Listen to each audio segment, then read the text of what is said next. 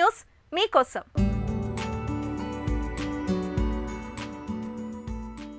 వయసు మీద పడే కొద్దీ తలెత్తే వినికిడి లోపంతో వణుకుడు వ్యాధి బాగా పెరుగుతున్నట్లు ఒక తాజా అధ్యయనంలో వెల్లడైంది. వినికిడి లోపం కారణంగా వృద్ధాప్యంలో పార్కిన్సన్ ముప్పు 57% వరకు పెరుగుతున్నట్లు బ్రిటన్కు చెందిన శాస్త్రవేత్తలు ఒక అధ్యయనంలో గుర్తించారు.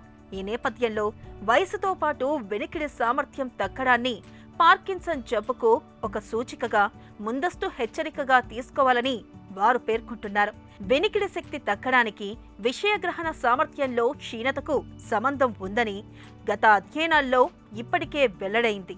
భవిష్యత్తులో రాబోయే తీవ్ర మతిమరుపునకు దీన్ని ముప్పు అంశంగా నిపుణులు భావిస్తున్నారు. అయితే ఇది పార్కిన్సన్ వ్యాధి ముప్పును పెంచుతున్న తీరును తాజా పరిశోధన వెలుగులోకి తెచ్చింది. వినికిడి సమస్యే ఈ వ్యాధికి కారణమవుతుందా అన్న దానిపై ఇంకా స్పష్టత లేదని శాస్త్రవేత్తలు తెలిపారు. డోపమైన్ తగ్గిపోవడం వల్ల ఇది తలెత్తుతుండొచ్చని భావిస్తున్నారు. వినికిడి సమస్య ఉన్న వారిలోనూ పార్కిన్సన్ వ్యాధిగ్రస్తుల్లోనూ డోపమైన్ పరిమాణం తక్కువగా ఉంటున్నట్లు మునుపటి పరిశోధనలో వెల్లడైంది. దీన్ని బట్టి శబ్దగ్రహణ సామర్థ్యం తగ్గిపోవడం అనేది ఒకే సమస్య కాదని, అనేక రుగ్మతలు దానితో ముడిపడి ఉండొచ్చని పరిశోధకులు పేర్కొంటున్నారు. ఈ లెంకలన్నీ అర్థం చేసుకోవడం అన్నది సమర్థ చికిత్సల రూపకల్పనలో కీలకమని వారు చెబుతున్నారు.